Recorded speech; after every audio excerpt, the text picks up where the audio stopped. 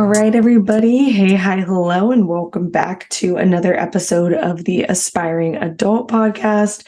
In this episode, we're going to talk about my sacral chakra and just sacral chakras in general, and kind of how that came to be the idea or topic of this podcast is that I don't know, like I've been feeling out of sorts recently, and I thought it was because Mercury was in retrograde, but now Mercury is not in retrograde. I'm like, okay, I'm still feeling a little bit unbalanced here. So I feel like I am only able truly to focus on one thing at a time, which I really can't tell if that is a positive or negative trait. So over the past couple of weeks, I've been traveling a lot for my personal life, definitely not for work.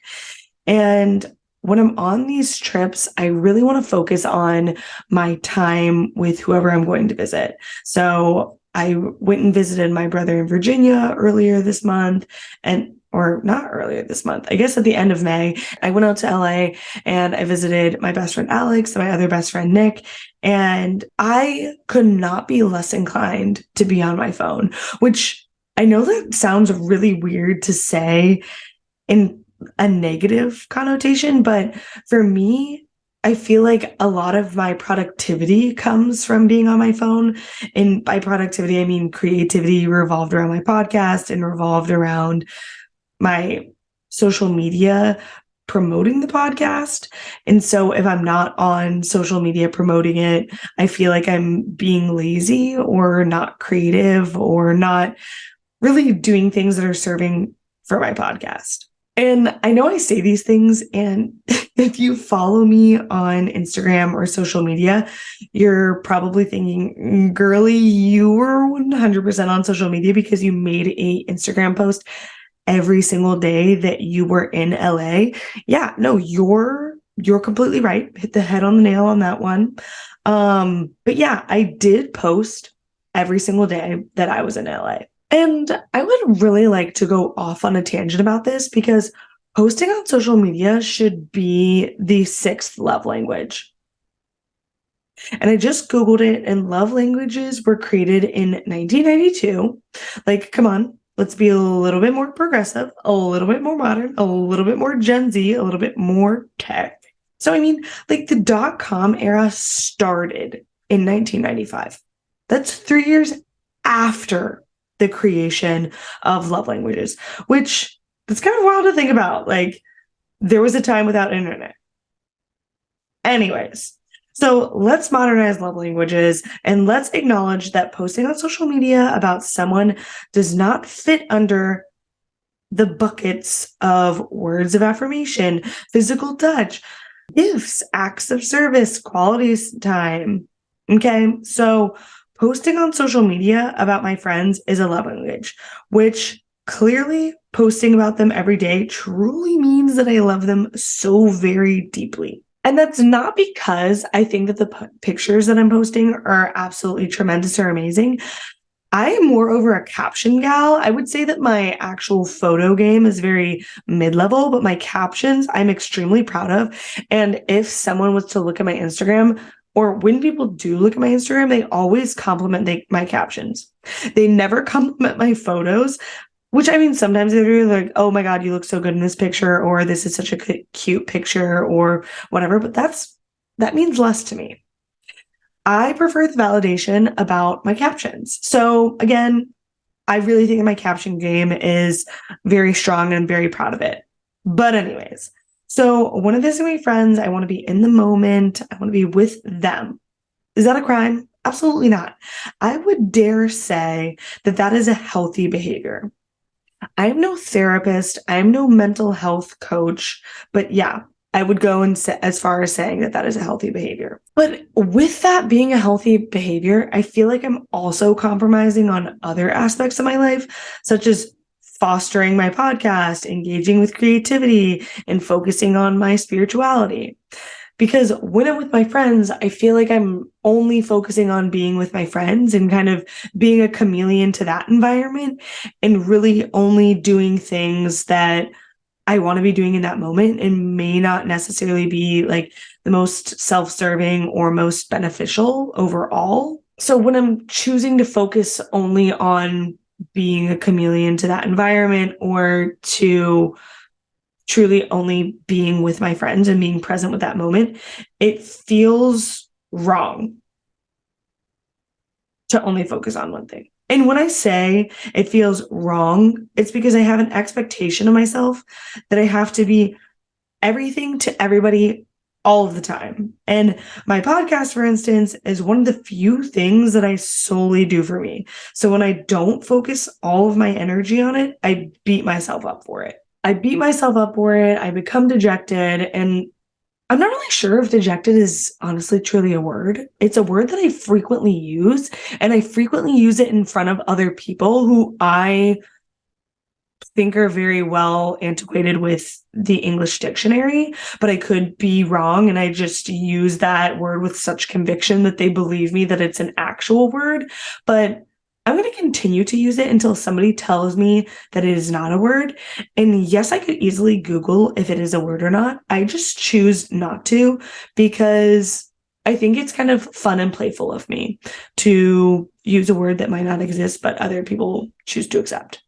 So anyways, I become dejected and feel like I'm not living up to my potential or the highest version of myself, which let me get into what the highest version of yourself is.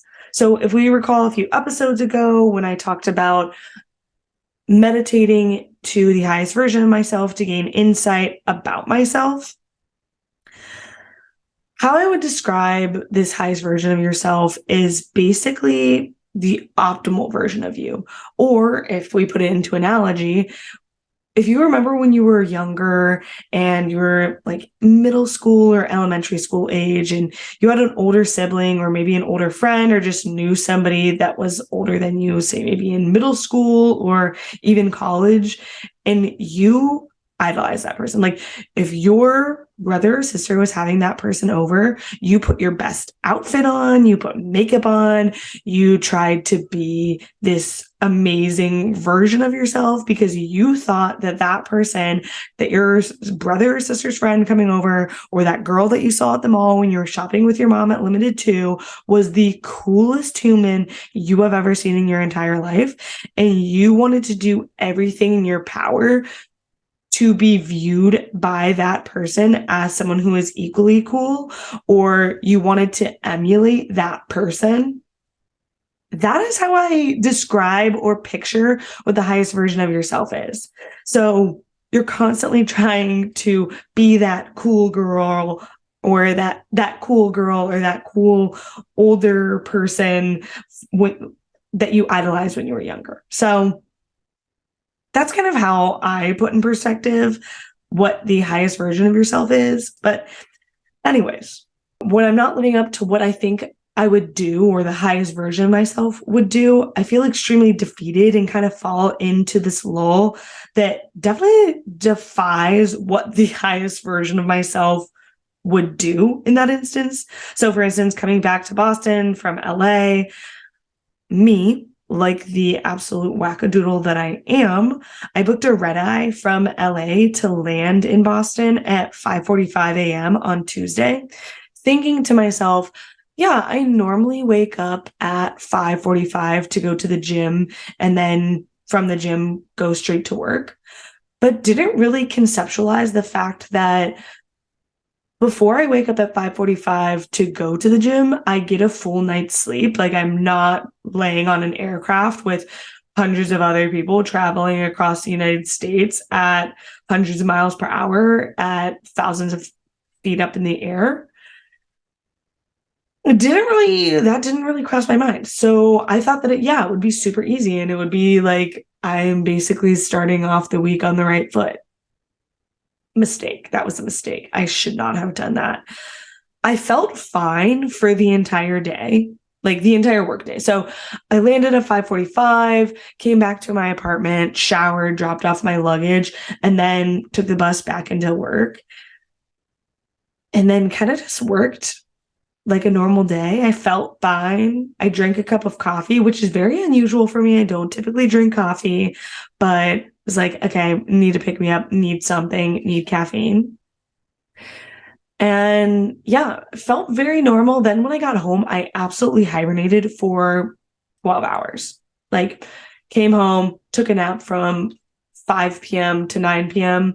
I was like, oh my God, I never nap. And that was exactly what I needed. So after the nap, I stayed awake because I was like, okay, I need to like get back on a sleep schedule. So stayed awake from 9 p.m. to 10 p.m.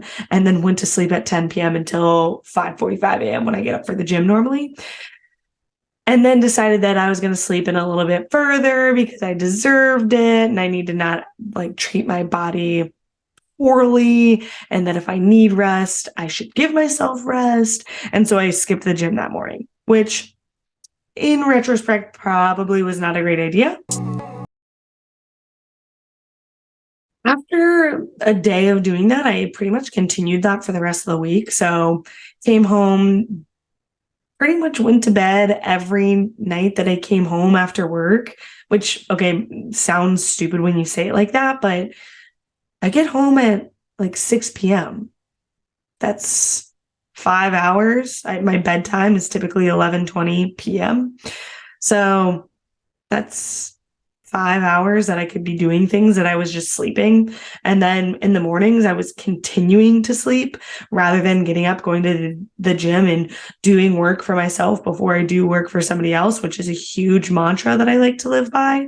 Was completely defying all of those things for the past week. But hey, it was because I was tired and it was because I went and saw my friends and allocated all of my time and attention to those friends. And now I'm beating myself up for it. And I don't appreciate that about myself. But it's something that I'm acknowledging and something that I'm choosing to potentially work on.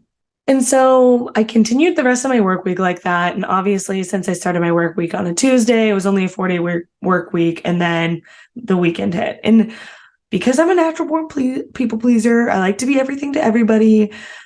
I can't say no to plans. So Friday night, I went out with my coworkers. Saturday, I went to brunch with my friends and then tried to go to Pride. Pride ended up getting rained out. So then I ended up going to the grocery store and being outside and trying to just rejuvenate myself.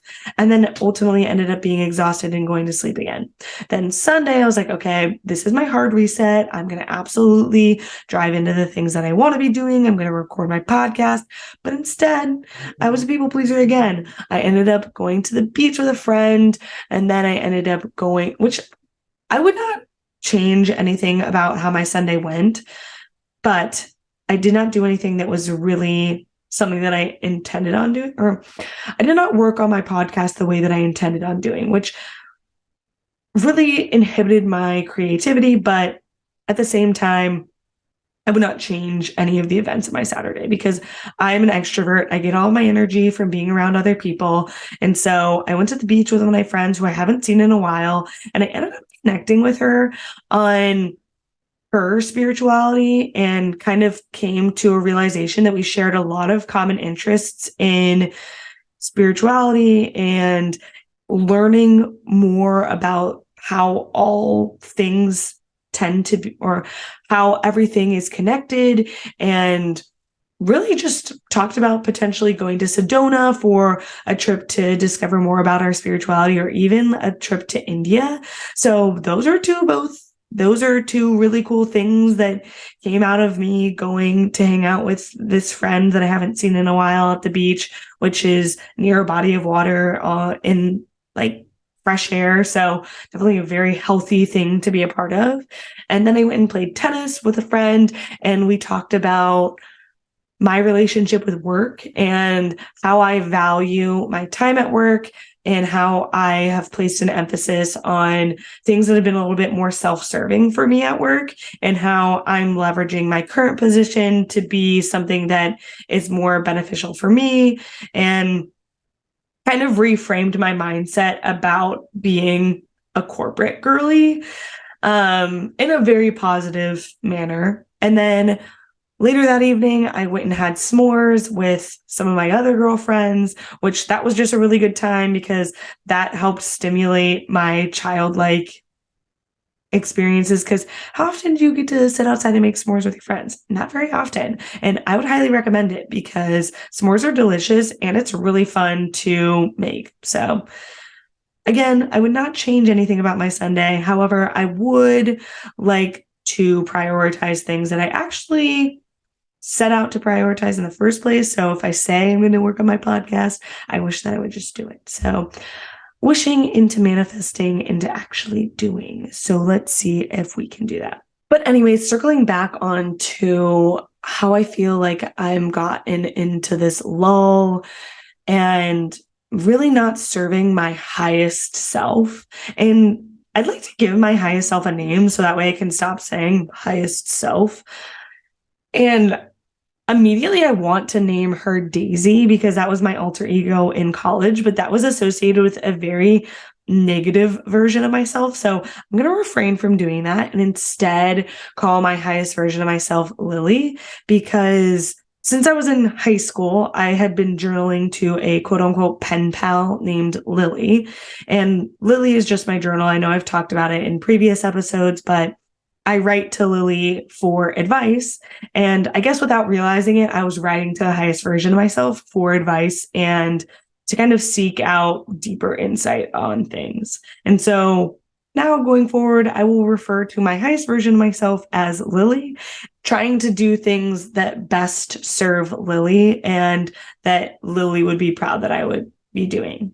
So currently I feel like I'm not serving Lily and I'm getting into this headspace of why try, and I feel lost, which all really makes sense to me because when I got my aura and chakras read and captured, all of the people that I talked to said that my sacral chakra was blocked, which your sacral chakra is where your emotion, desires, and creativity lie. So I'm telling you, everything is so, so deeply connected. It's truly unreal. It's truly unreal. So my sacral chakra is blocked. And to be honest, we knew this well before my aura reading and my spiritual awakening in Araval. So let me list some of the symptoms of a blocked sacral chakra, beginning first with constipation.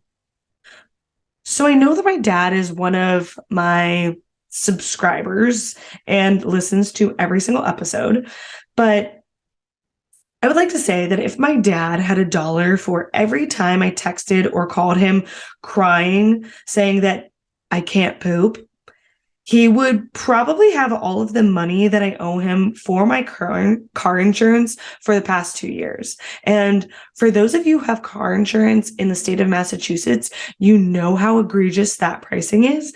And I wouldn't know until today how much that truly costs, because he signed me up for my car insurance when I first moved to the state of Massachusetts because I was just a broke college graduate who had no money and didn't have enough money to pay for car insurance. So he paid for it and then accidentally left his credit card associated to the insurance statement. Just as much his fault as it is mine, I would like to say. But if he had $1 for every time that I texted or called him saying that I was constipated, he would probably have all of that money back from over the past 2 years. Just saying. It's kind of a lot. So that's for one. Another thing is that I always travel with a bottle of Miralax. Nick and Alex can attest to this. When I was in LA, I was practically chugging Miralax. I texted actually both of them that I had taken a laxative as well as drank an entire bottle of water that was mixed with Miralax before I got on my 6-hour flight from Boston to LA. And yes, I was in the window seat, which means yes, there were 2 people between me and the bathroom, just to make sure that I was regular. Okay, just to make sure that everything was moving along just fine. And spoiler alert, things were not moving along fine. I complained to Nick and Alex about my bowel movements the entire time I was in LA. Okay, so if Miralax would like to kindly sponsor me, that would probably save me a lot of money. It has saved me a lot of heartache, I'll tell you that. So Miralax, please sponsor me. A huge advocate of your product. Another symptom of a blocked sacral chakra is low libido. So when I was in college, I had a very normal libido. I was in a long-term relationship with a boyfriend, and my sex life was very normal. And then senior year, all of a sudden, I could not be less interested. I could not be bothered with it. And I think it was because I was internalizing a lot of moving on from college, experiencing a lot of anxiety, experiencing a lot of self-doubt, feeling a lot of isolation, and probably has ultimately would ended up being one of the reasons why my sacral chakra is blocked. But anyways, so I thought to myself, you know what? I've been on birth control since I was 12 years old. Fun fact about me. I was 22 at the time when I decided that I was going to get off birth control because I believed that there could not be a possible reason as to why I would have a low libido. It must be the fact that I'm on this birth control and that I've been on it for 10 years, and that must be what's affecting me. Okay, so I got off of birth control, still off of birth control, and still kind of low libido 100%. I just now have an increase of hormonal acne and just acne in general, which is just not ideal. So I don't think I'll be returning back to birth control, but I did think that me getting off of it was going to aid in raising my libido. But anyways, still MIA, we're working on it. Now realizing that we can attribute that to my sacral chakra and that being blocked, it's kind of upsetting to realize that it's been blocked for 2 years. But anyways, another symptom of a blocked sacral chakra is anxiety. So this is probably what's largely giving me a lot of that anxiety that I was just talking about. But my anxiety has been sporadic for the past 2 years. And for instance, when I was deciding that I was moving to Boston for my first job post grad, I can vividly remember laying in my bed at my dad's house, bawling my eyes out, not because I was moving to Boston, not because I was scared of what it was going to be like to live on my own, but because I was so anxious about what the parking situation was going to be like here. I didn't know how I was going to get a parking spot. I didn't know how I was going to get a license. I didn't know how I was going to get a license plate. I didn't know how much all this was going to cost me. Going back to me being a broke college graduate, not able to pay for car insurance.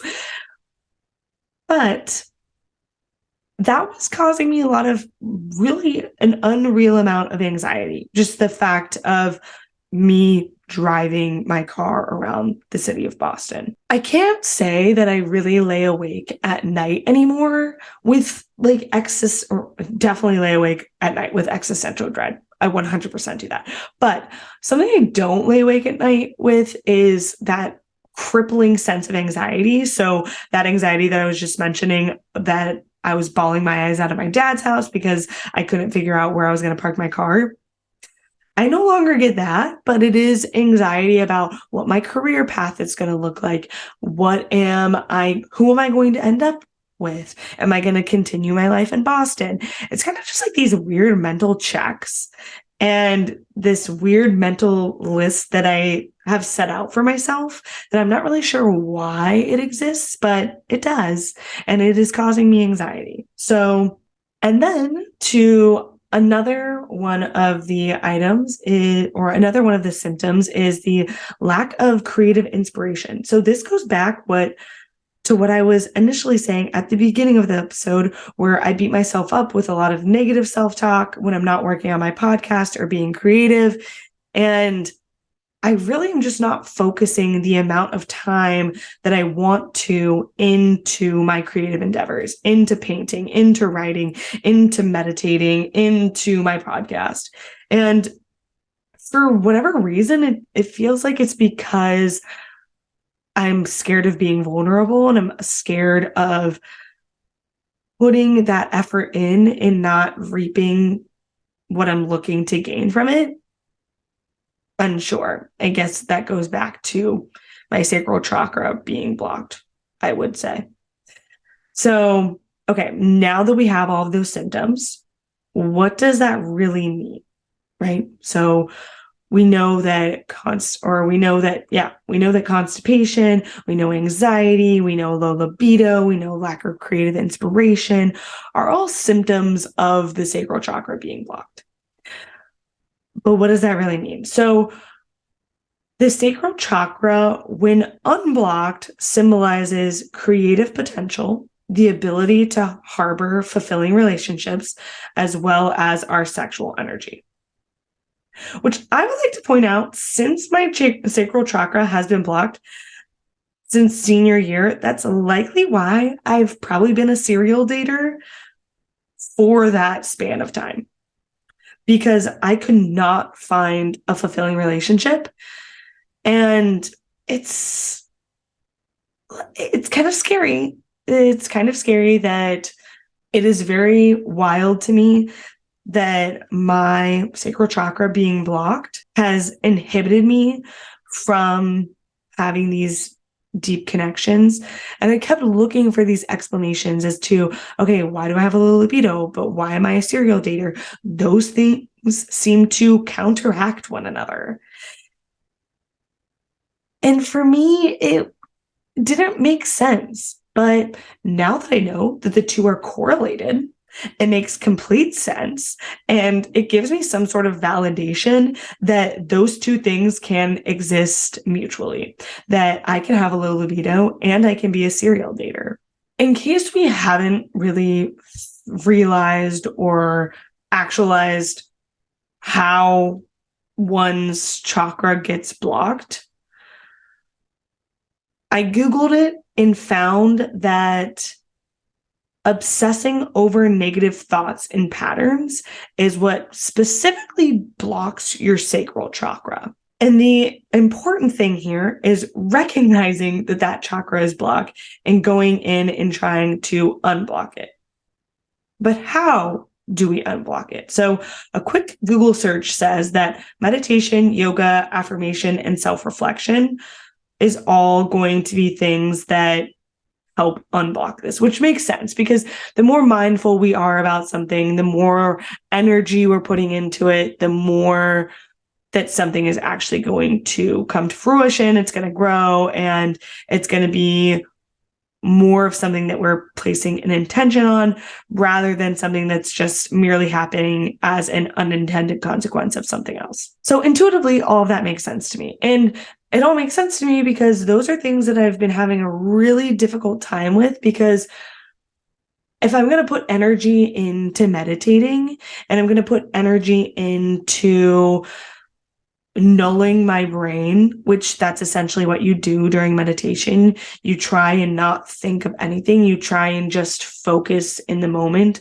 Or sometimes you do have an intention for your meditation. But if I want to null my brain, I'm just going to go to sleep.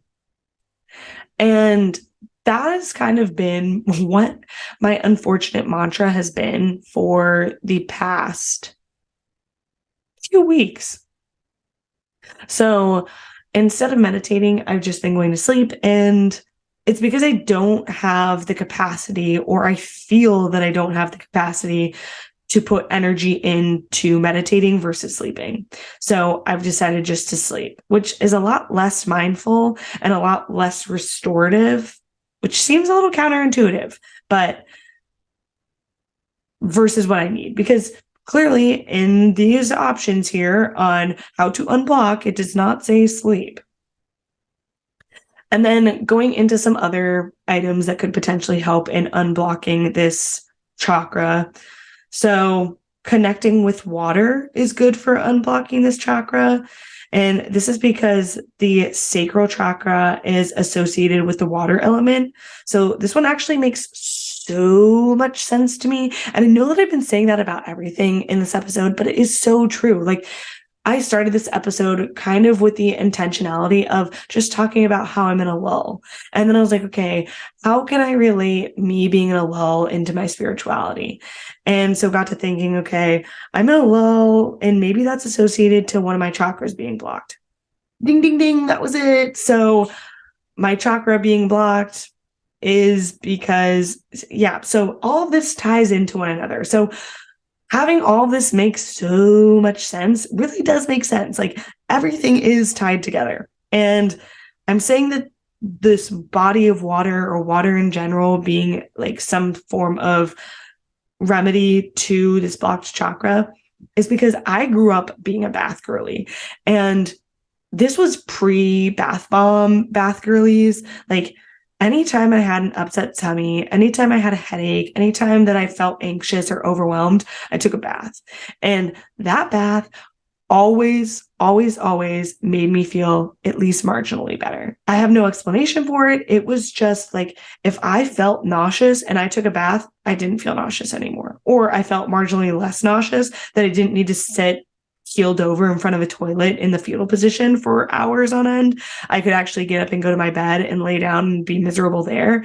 But the bath helped. So I think that should be noted. Another thing that the internet suggested in my search for unblocking my sacral chakra was eating sacral centered foods. So most of the foods that were listed in this search were orange, which is the color associated to the sacral chakra.